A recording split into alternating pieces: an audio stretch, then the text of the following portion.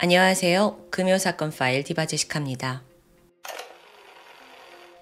2002년 9월 20일, 이날은 추석 명절 연휴의 첫날이었습니다. 모두가 연휴에 들떠 있었지만 그렇지 못한 사람들도 있었죠. 바로 경찰관들인데요.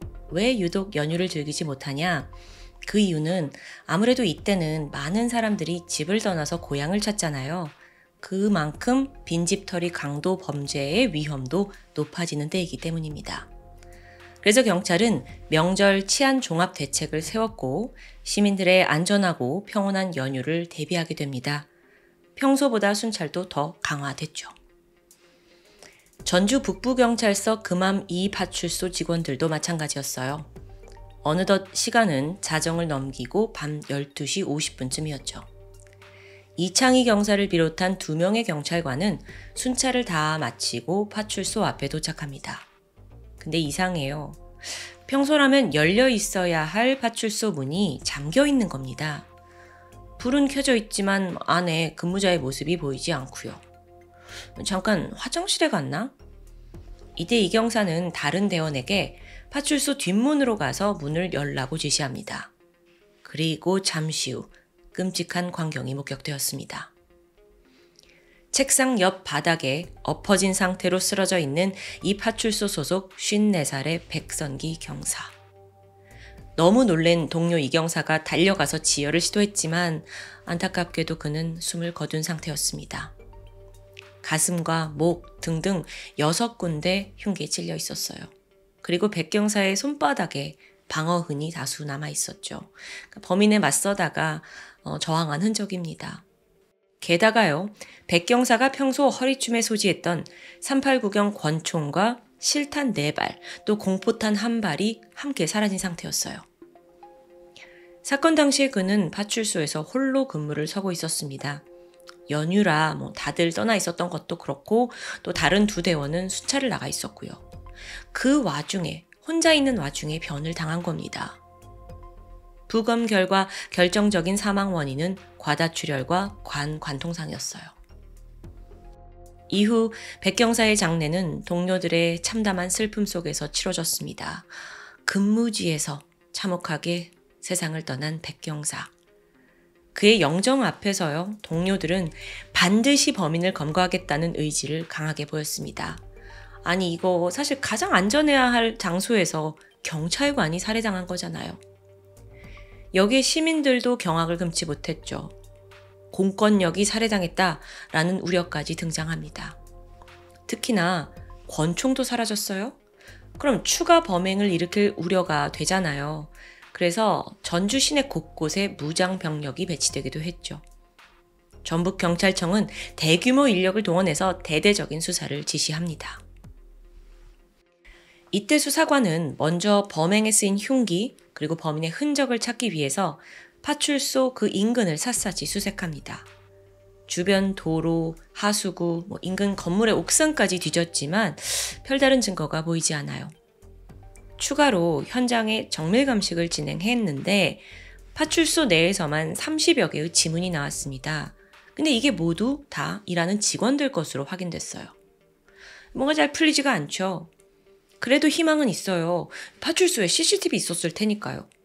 아니 근데 확인해 보니까 어쩜 이래. 하필 그날 기기가 작동되지 않았던 겁니다. 녹화가 아무것도 안 돼 있더라고요. 그 당시만 해도 CCTV가 약간 캠코더 형식으로 녹화하는 방법이었대요. 그래서 어차피 녹화되더라도 또 화질도 현저히 떨어지고 또 아예 이렇게 종종 먹통이 되는 경우가 있었다고 합니다. 어쨌든 그 CCTV는 아무런 도움을 주지 못했죠. 자, 다음으로 경찰은 범인이 왜 그를 죽였을까? 이 살해 동기를 추리합니다. 여기서 가장 먼저 떠오른 건 원한에 의한 살인 아니야? 보통 경찰관은요, 단속을 하고 또 체포를 하잖아요. 자연스럽게 마찰을 빚게 되는데 이때 좀 불만을 품고 원한을 가진 자가 저지른 게 아닌가라는 게 경찰의 추정이었습니다. 그래서 곧이어 백 경사가 관여했던 사건에서 그런 인물들 또는 막 감옥에서 출소한 사람들까지 가능성이 있을 만한 사람들을 막 추려냈어요. 뿐만 아니라 백 경사의 휴대폰, 집 전화 이용 내역, 또 심지어 파출소에 들어온 신고 전환까지 발신지 모두 추적합니다. 하지만 여전히 용의자는 나오지 않아요. 그래서 다음으로는 그 주변에 사는 전과자, 불량배, 정신 이상자까지 총 300여 명을 용의선상에 포함시킵니다. 동료 경찰을 죽인 이 범인을 잡으려고 다들 밤낮 안 가리고 수사를 벌인 거죠. 그런데 이 과정에서 유력한 한 명이 등장합니다. 파출소 인근에 있는 한 원룸에 살던 20대 남성이에요. 근데 어찌저찌 해서 이 남자가 이제 좀 가능성이 있었고, 또 거기에 방문을 해보니까 혈흔이 묻은 바지와 부러진 흉기가 발견됐습니다. 아, 이거구나 싶었죠? 근데 아니요. 그는 사건 당일 이 근처에도 있지 않았다는 확실한 알리바이가 있었어요. 그래서 그렇게 막 맘대로 용의자입니다, 범인이다 할 수 없는 상황이에요. 제외가 되었습니다. 그리고 나서 이후에 수사의 속도가 붙지 않아요. 이 사건이 슬슬 장기화될 기미가 보입니다. 그래서 경찰도 서둘러 현상금 1,000만 원 내걸고 제보를 기다렸죠. 그렇게 약 10건의 제보가 들어오긴 했지만 모두 허탕이었어요. 그래서 현상금 바로 2,000만 원 올리고, 또 초기 수사 방향과 달리 계획적인 범죄, 원한에 의한 범죄가 아니라 우발적 범행 아닌가? 이것도 염두에 두고 수사 범위를 넓혀가게 됩니다. 당시 전북경찰서도 이건 공권력에 대한 도전입니다 라면서 수사 의지가 활활 불타올랐죠. 특별수사본부 설치됐고 정말 온갖 시도를 했어요. 근데 계속 결과가 없어서 안타까운 상황이었죠. 그렇게 약 4개월이 지난 2003년 1월 15일 전주 시내 음식점에서 20대 남성 3명이 체포됩니다. 각각 조 씨와 박 씨, 김 씨였어요. 얘네들은 음식을 훔친 절도 혐의, 특수절도 혐의를 받고 있었는데요. 이 세 사람이 뭐냐? 중학교 동창이에요. 그리고 집을 나와서 거리를 떠도는 일명 가출팸이었죠. 그런데 얘네를 조사하는 과정 중에 뜻밖의 사실이 드러납니다. 과거 백경사에게 교통 단속을 당한 적이 있더라고요. 그래서 경찰이 집요하게 이걸 파고들었죠. 그러자 끝내 3명의 입에서 자백이 터져 나옵니다. 사건 발생 123일 만의 일이었어요. 자, 자백에 따르면 지난 2002년 5월 22일 이들 무리는 전주 시내에서 무면허로 오토바이를 몰고 다니다가 마침 길에 있던 백경사의 단속에 걸리게 됩니다. 그러면서 타고 있던 오토바이가 압류돼요.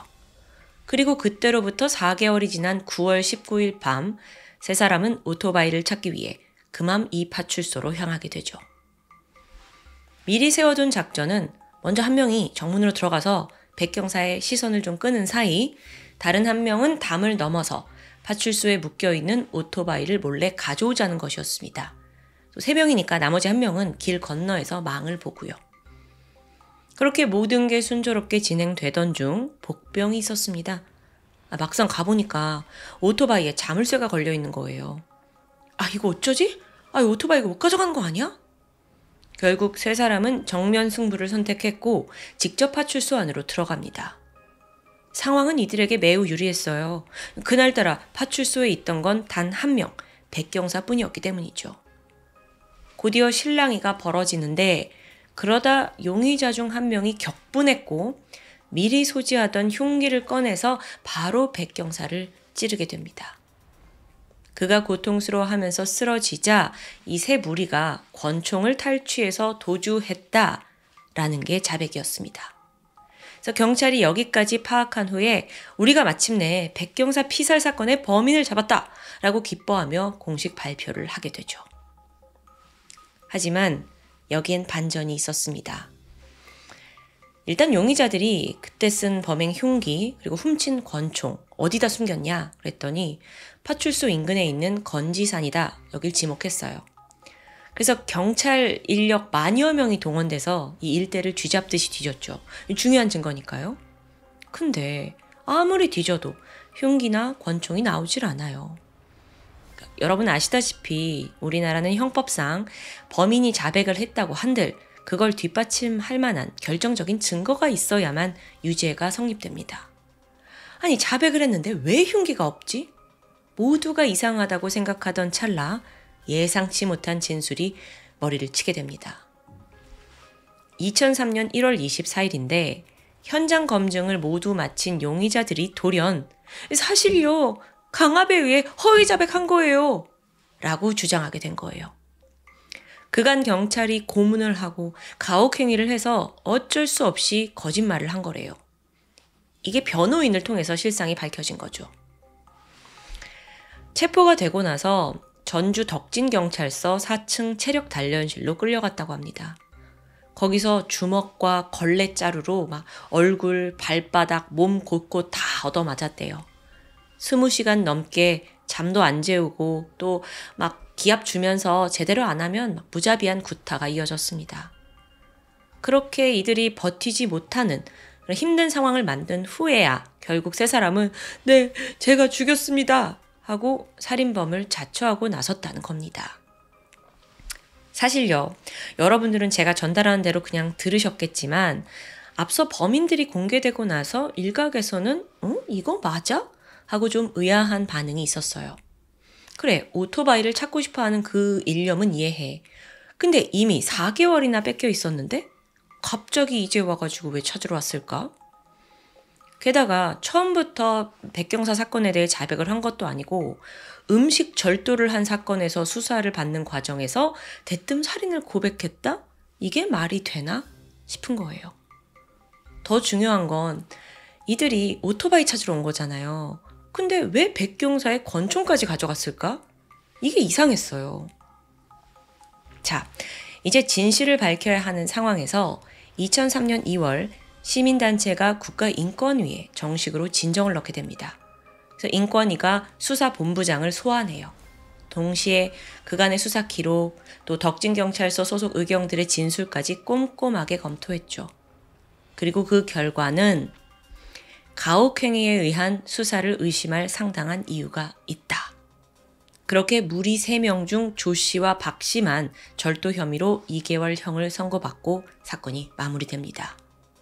그러니까 여러분, 지금 경찰이 수사를 잘못한 상황이에요. 무고한 사람들 몰아갔고요. 당연히 거센 비난이 쏟아졌습니다. 동료 죽인 놈 찾겠다는 데만 급급해서 제대로 증거도 없이 이런 거예요. 특히나 용의자 중에 조 씨의 경우는 정신질환을 앓고 있었습니다. IQ도 54였을 만큼 지능이 낮아요. 그러니까 정확한 상황 판단을 못하는 애들한테 막 그냥 떠민 거죠. 아니 경찰관님, 이러면 당신 동료를 죽인 진짜 범인은 풀어준 거예요. 그거 잘 아시잖아요. 당시의 수사팀은 가혹행위만큼은 우리가 하지 않았다라고 반발을 합니다. 용의자들의 부모까지 입회한 상태로 진술을 받은 거라고 억울함을 표했죠. 결국 가혹행위는 무혐의로 판결이 났는데요. 그때가 이미 이 수사본부가 해체된 후였어요. 더 이상의 재수사 힘들었고 결국 백선기 경사의 피살 사건은 장기 미제 사건으로 남게 됩니다. 아니 이게 뭐냐고요 정말. 이런 걸 원하셨던 거예요? 너무 답답해요.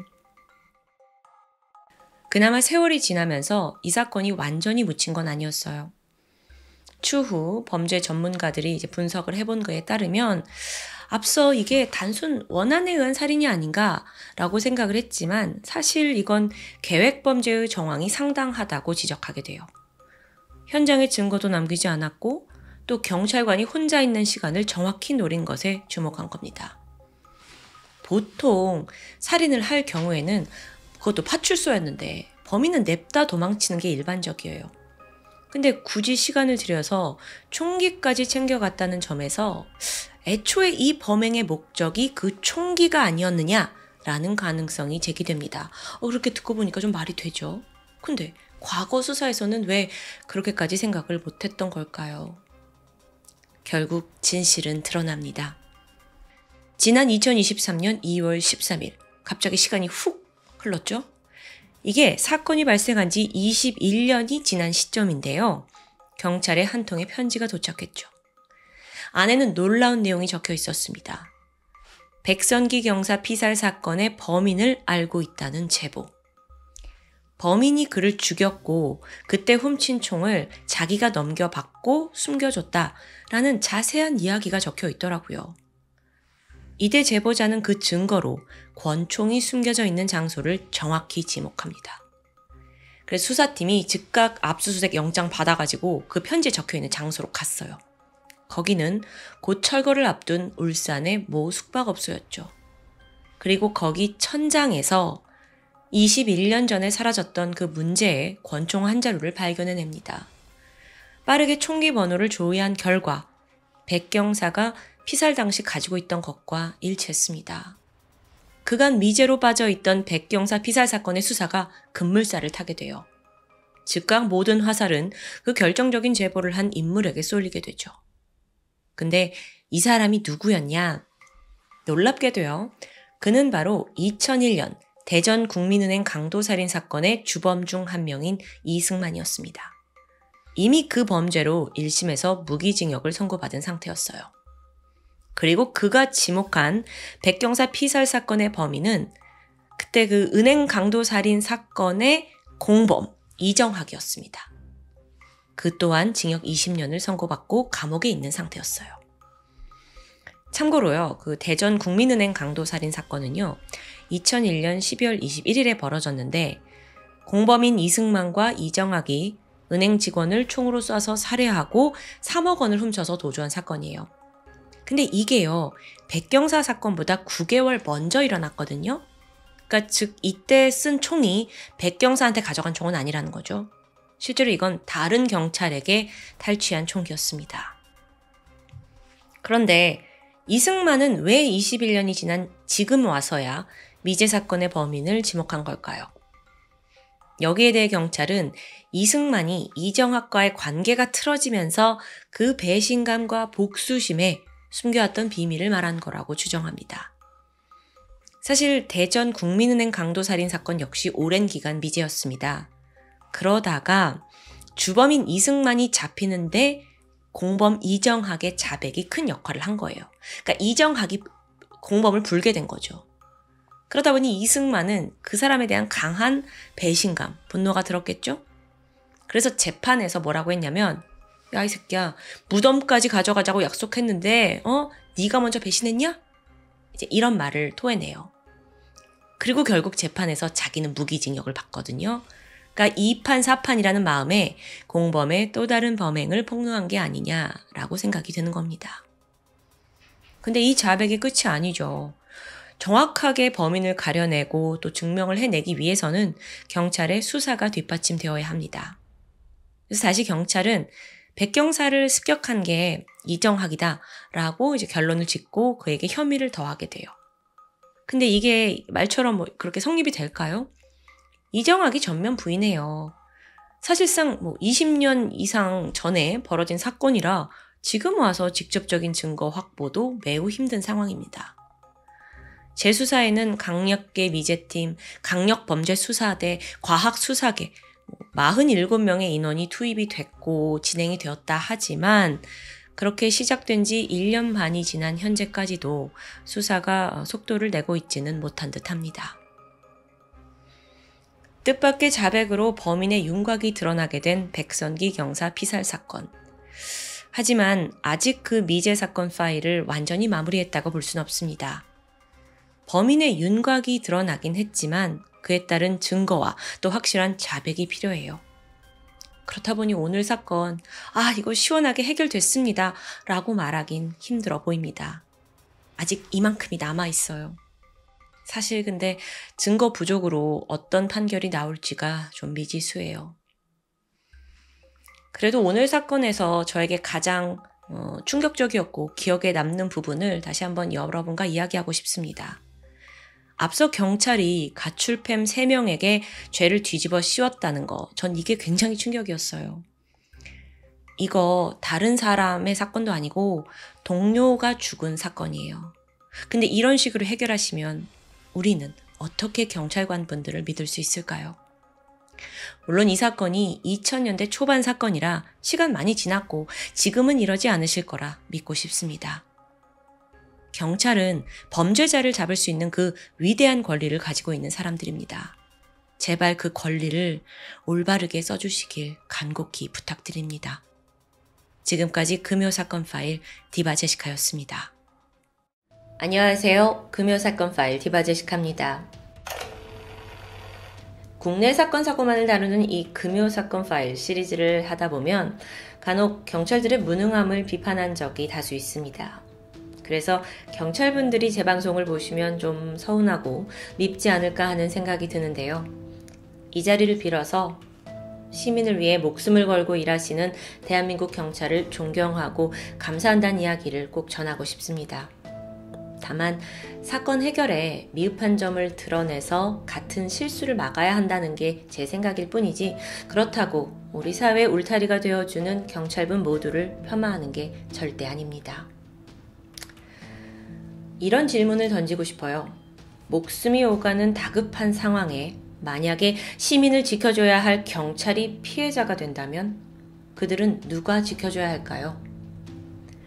오늘 사건은 희대의 경찰관 살인마라는 타이틀을 가진 범죄자 이항만에 대한 이야기입니다. 2004년 8월 1일 서울 은평구 응암동의 한 모텔에서 신고 전화가 걸려옵니다. 35살의 여성 이 씨였는데 자신의 남자친구 이항만에게 무차별적인 폭행을 당하고 있다며 도움을 요청했죠. 이 신고를 접수한 곳은 서울 서부경찰서 강력 2반인데요. 경찰들이 모텔에 도착했을 때 이미 이항만은 현장을 떠난 후였죠. 경찰은 그를 검거하기 위해 한 가지 묘안을 생각해냅니다. 여자친구 이 씨에게 이항만을 특정 장소로 유인해달라고 한 거죠. 그렇게 이항만과 새로운 약속이 잡히는데요. 이항만, 그는 1969년생으로 경제적으로 그리 풍족하지 않은 가정에서 자랐습니다. 게다가 원만하지 않았던 부모님 관계는 그를 더욱더 방황의 길로 빠져들게 했어요. 불량한 친구들과 어울렸고 하루가 멀다 하고 사고를 일으키는 문제아였습니다. 결국 이항만은 절도와 강간으로 교도소에 들어가게 되는데 또 거기서 만난 이들과 친하게 지내면서 재범의 재범을 거듭했죠. 어린 나이에 이항만에게 남은 건 전과 10범이라는 타이틀이었습니다. 이후에 그는 가족들과 연을 끊고 감옥에서 나와서 택시기사로 일하면서 근근히 생활을 이어가고 있던 중입니다. 다시 사건으로 돌아와서 여자친구가 이항만을 불러낸 곳은 서울 마포구 노고산동에 위치한 한 카페. 시간은 밤 9시였습니다. 당시 사건을 담당한 서부경찰서에서는 이항만 검거를 위해 정승화 경장, 심재우 경사, 이재현 순경까지 총 3명의 경찰이 출동합니다. 9시 전에 이 세 분이 카페에 도착을 했고요. 이들 중에 정승화 경장은 혹시 모를 도주를 막기 위해 카페 밖에서 대기하게 되죠. 안에서는 여자친구 이 씨와 2명의 경찰이 함께 이항만을 기다립니다. 그리고 드디어 9시 25분. 이항만이 어슬렁거리면서 카페에 들어왔습니다. 이미 약속 시간을 한참 넘긴 시각이었죠. 그때 이항만은 여자친구와 함께 앉아있는 2명의 남성을 아주 의심스럽게 쳐다보는데요. 그때 심경사가 재빨리 신분증을 보여주면서 외칩니다. 경찰입니다. 그리고는 이내 이항만을 체포하기 위해서 미란다 원칙을 읊기 시작했죠. 그런데 순간 잠깐만요. 이항만이 예상치 못한 행동을 저질렀습니다. 신분증을 꺼내려는 듯 안주머니에 손을 집어넣는데 그가 꺼내든 건 사시미 칼이었어요. 너무도 순식간에 그 긴 칼로 심경사를 가차없이 공격한 거죠. 안타깝게도 왼쪽 가슴, 심장에 칼이 깊숙이 찔리고 말았습니다. 하지만 이항만은 여기서 멈추지 않아요. 그리고 그대로 심경사의 옆구리도 몇 차례 더 찌르게 되는데요. 심경사가 피를 흘리며 쓰러졌죠. 여러분, 이 자리에 이순경도 함께 있었죠. 하지만 정말 이항만을 말릴 새도 없이 심경사를 막아줄 수도 없이 이게 너무도 순식간에 벌어진 일입니다. 심경사가 힘없이 쓰러지면서 이순경이 본능적으로 그를 부축하기 위해서 허리를 숙이게 돼요.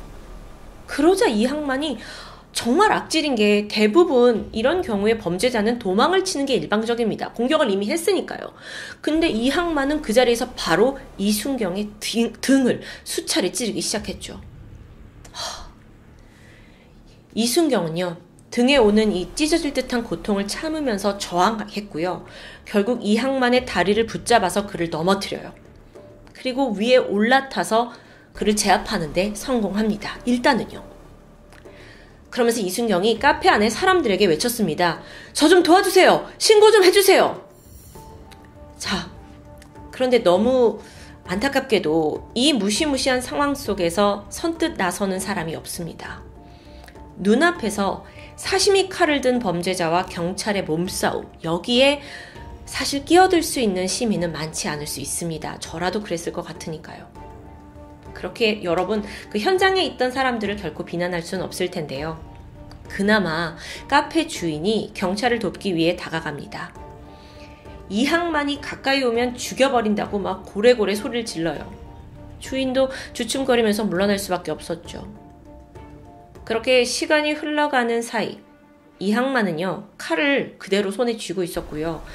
이순경의 몸 아래 지금 깔려 있잖아요. 그러면서도 계속 공격을 하는 겁니다. 그래서 결국 이순경은 이항만의 몸 위에서 쓰러지고 말아요. 그러자 이항만은 그를 이제 밀쳐내고 현장을 도주해버렸고요. 젊은 2명의 경찰이 순식간에 현장에서 살해당한 건데요. 당시 심재우 경사는 34살, 10년차 베테랑 경찰관이었습니다. 동시에 2 아들의 아버지이자 가장이었죠. 30살의 이재현 순경은 수습기간, 즉 15를 갓 마친 새내기 경찰관이었습니다. 2명의 경찰을 살해하고 도망간 이항만, 경찰청은 충격에 휩싸였습니다. 그리고 곧장 모든 방법을 동원해서 이항만을 검거해라! 혈안이 되죠. 바로 다음 날인 8월 2일 오전 9시, 영등포구 신길동의 한 주택가에서 이항만의 택시가 발견됩니다. 주변 공터에서 피 묻은 바지와 양말도 발견돼요. 그런데 이것만으로 어디로 도주를 했는지 그 경로를 파악하긴 어려웠습니다. 그래서 경찰이 공개 수배를 내리게 되는데요. 최초의 공개 수배 현상금은 2천만 원. 하지만 사흘 뒤에 이게 5천만 원으로 껑충 인상됩니다. 이건 사실 당시에 이춘재, 신창원, 유영철과 더불어서 정말 역대 최고 금액이었다고 해요. 경찰은 말 그대로 경찰 살인마 이항만을 눈에 불을 켜고 찾아다니게 되죠. 그렇게 수사가 한창 진행되던 중 서울 성북구 도남동의 한 아파트에서 새로운 정황이 포착됩니다. 기록상 이항만의 주민등록번호로 인터넷 아이디가 새로 생성된 게 확인된 겁니다. 기록상으로요. 그래서 이 접속 내용이 파악이 되자마자 경찰이 300여 명의 무장 인원을 꾸렸고요. 현장에 투입하게 돼요. 결말은요, 너무 허무했죠. 범인이 12살 된 초등학생이었습니다. 이게 어떻게 된 일인가 봤더니 이 초등학생이 수배 전단지에서 본 이항만의 주민등록번호로 인터넷 아이디를 만든 겁니다. 당시만 해도 수배 전단지에 주민번호가 기재되던 시절이라고 해요. 지금 생각하면 말도 안 되죠. 결론적으로는 이 일을 계기로 추후 수배 전단지에서 개인정보는 빠지게 됩니다. 허무하게 끝난 수색이었는데 현장에만 300명의 무장 인원이 갔을 만큼 얼마나 경찰이 다급했는지 알 수 있는 대목이죠. 그렇게 며칠이 지난 8월 8일 저녁 6시 40분 다급한 신고 전화가 걸려왔습니다. 신고자는 경기도 광명에 거주하던 20대 남성 신씨. 뭐라고 하냐면 이 사람은 지금 경기도에 살고 있는데 서울에 살고 계시는 자신의 어머니가 지금 위험한 상황에 처했으니 경찰을 좀 보내달라는 신고입니다. 그러면서 덧붙인 말이 자신을 경찰 살해범이라고 하는 사람이 거기 있는 것 같으니 각별히 조심해야 할 것 같다 라고 말해요. 이게 바로 이항만을 연상케 했죠. 경찰이 즉각 그 어머니 서울 집으로 달려갑니다. 이날 벌어진 일은 정말 드라마 같은 상황이었습니다. 먼저 이 신고에 앞서서 8월 8일 오후 2시 강서구 방화동의 다세대 주택으로 한 남성이 침입하게 됩니다. 그가 바로 이항만이었죠. 그 아내는 49살의 박 씨와 그녀의 4살 배기 손자 김군이 함께 시간을 보내고 있었어요. 이 박 씨의 집이 언덕 내리막길에 위치해 있었는데 중간방 창문이 길가에 나 있었다고 해요. 그래서 길가를 통해서 누군가 맘만 먹으면 그 창문을 통해 들어올 수 있었던 거죠. 심지어 방범창도 없었습니다. 그래서 이항만이 집 안으로 침입을 했고 이내 거실로 나와서는 박 씨와 손자에게 칼을 들이밀었죠. 그러면서 겁을 주기 위해 내가 경찰 살해범이다 라고 밝히게 되는데요. 칼을 들고 있는 그 이항만을 저지하려던 박 씨가 손바닥에 상처를 입기도 합니다. 그리고 박 씨가 기지를 발휘해요. 생각을 바꾸게 되죠. 우선 흥분한 범인을 진정시켰습니다. 그러면서 절대 신고하지 않겠다 라고 했고 여태 도망 다니느라 힘들었을 텐데 국수라도 끓여줄 테니 옷을 갈아입고 오라면서 그에게 셔츠와 새 칫솔을 건네줍니다. 이때 범인 이항만은 동요했어요. 어째서인지 그는 순순히 옷을 갈아입고 박 씨가 차려준 밥까지 먹게 됩니다. 그러면서 좀 말랑말랑해졌는지 심경을 고백하게 되는데요. 사실 경찰을 죽일 생각은 없었다. 유가족에게 미안하다라는 등등의 말을 늘어놓았다고 해요. 또한 자신이 지난 며칠간 도망 다니면서 여러 번 극단적인 선택을 하려 했고 길에 버려진 옷을 주워 입으면서 힘들게 살았다는 이야기도 했었죠. 그렇게 국수를 다 먹은 후에 이항만이 잠시 컴퓨터를 쓰겠다면서 저쪽 방으로 들어갑니다. 자신의 기사를 검색했고 경찰 수사망이 얼마나 좁혀졌는지 확인하게 돼요. 이때가 기회였습니다.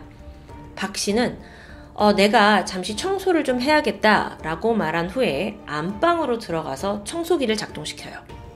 이게 참 범인이 집안에 함께 있는데 어떻게 이런 상황이 있나 싶은데요. 어쨌든 청소기 소리가 나죠? 그 소리에 통화하는 소리가 묻히길 바랬던 겁니다. 그리고 그때 경기도에 살던 아들 신씨에게 전화를 하죠. 다행히 아들이 어머니 상황을 빨리 파악했고요. 즉각 경찰에 신고하면서 경찰이 들어오게 되는데요. 이때 박 씨가 사실 아들에게 남성이 자신의 집에 침입한 것처럼 미리 그 중간반 창문을 열어두겠다고 말을 남겼습니다. 신고한 지 4분 만에 경찰 4사람이 박 씨 집에 도착합니다. 그중 둘은 아까 그 열어둔 중간방 창문을 통해서 집 안으로 조심스럽게 진입해요. 나머지 2사람은 현관 초인종을 누르죠. 띵동 소리가 들리자마자 박 씨는 미리 업고 있던 손주 김 씨를 데리고 빠르게 화장실로 들어가서 문을 잠궜습니다. 그 사이 이항만은 인터폰을 보니까 경찰이 와 있는 걸 확인했어요. 그리고 곧바로 안방으로 몸을 피했죠. 그런데 여러분, 이미 집 안에 진입했던 경찰이 있습니다. 그래서 그들이 안방으로 그를 따라 들어갔어요. 경찰이 안방문을 열자마자 눈에 보이는 건 칼로 자신의 배를 찌르면서 자해하고 있는 이항만이었는데요.